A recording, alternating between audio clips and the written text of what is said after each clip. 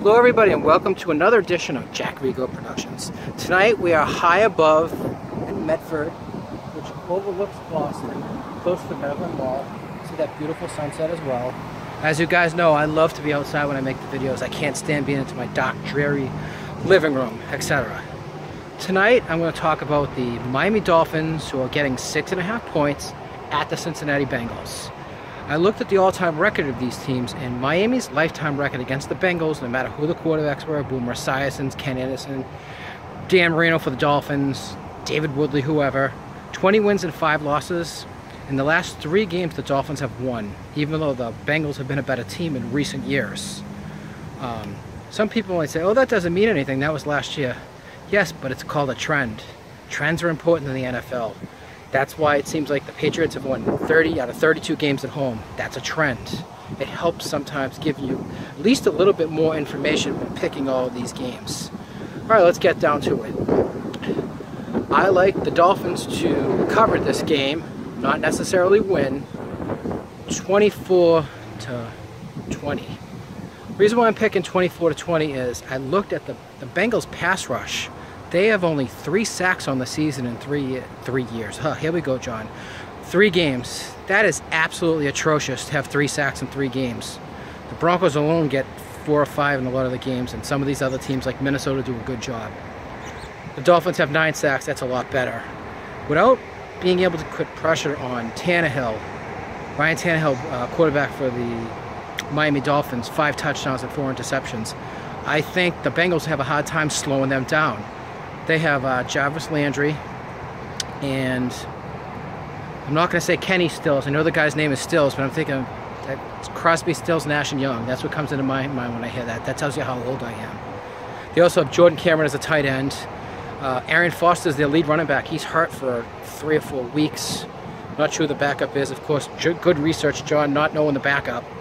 But I know Miami's an inconsistent team, but they've had their moments. They beat Cleveland last week. The Browns kind of handed the game to them by missing a field goal at the end of regulation. They got the ball back in overtime and ended up scoring, which is scored a touchdown. They won the game. Cincinnati played awful against the Broncos last week. They had a good first drive, ran the ball with Joseph, who's an excellent running back. He's got over 1,000 yards, I think, the last 2 seasons. They marched down the field, got a touchdown, and then Denver ended up beating them pretty badly after that. No pressure on the quarterback as well is not good for the Bengals. And they have only 1 receiver who's done anything, and A.J. Green, who's a Pro Bowler every season. He's fantastic. I like him all the time. Good job, John. I like watching him all the time because he has a knack of jumping up and catching the ball. He can beat tight coverage. He's just a real fantastic top 3 or 4 receiver in the NFL.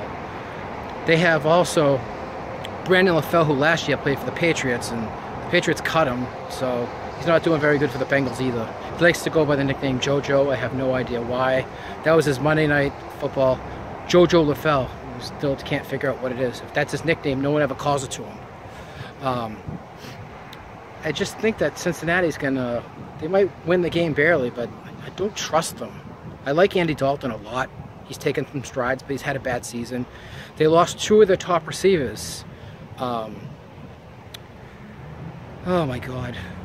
So sad when you're on camera and you choke like that. I know one of them is Marvin Jones, good receiver. Sanu, can't remember his first name because I'm not going to tell you. I think it's Harvard, but Harmon. Let's not say it Harmon. It's not Butch Harmon. Okay, but they lost those 2 guys. They haven't replaced them. So when you don't replace guys, what's going to happen? You're going to struggle. You're going to force the ball to A.J. Green over and over. You're going to run with Joseph, who's done a decent job. I don't know the tight end situation. I said to Matthew earlier, where's Gresham? He says, Dad, he hasn't played since 2014 on the Bengals. I'm like, okay. Anyways. So, there's the award-winning pick. Well, maybe they're not the award-winning pick. Maybe you like the sight lines. Maybe you got to laugh. And they said, John, you're crazy. Look at the sunlight over there. But, alright, well, I hope you enjoyed this another edition of Jack Rigo Productions. You have a wonderful evening. Thank you.